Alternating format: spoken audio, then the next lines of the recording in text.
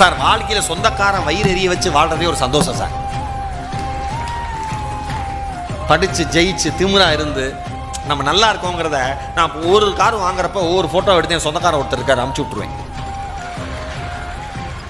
ஏன்னா அந்த ஆள் தான் நாங்கள் குடும்பத்தோட காரில் போகிறப்ப அவங்க காரில் போகிறப்ப பாதி வெளியில் இறக்கி விட்டாரு. எங்களுக்கு அன்கம்ஃபர்டபுளாக இருக்குது நீங்களே இறங்கி பஸ்ஸில் வாங்கினார். நாங்கள் காரில் போகிறோன்னே சொல்ல அந்த ஆளே ஏற்றி அந்த ஆளே இறக்கி விட்டான். எனக்கு அதுலேருந்து ஒரு பெரிய கோபம்.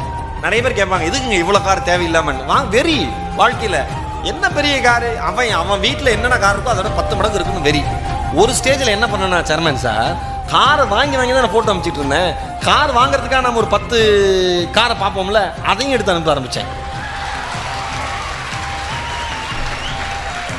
அவன் உடனே என்ன போன மாதம் தான் நான் வாங்கினேன், பரவாயில்ல ஜஸ்ட் மை நியூ டாய்.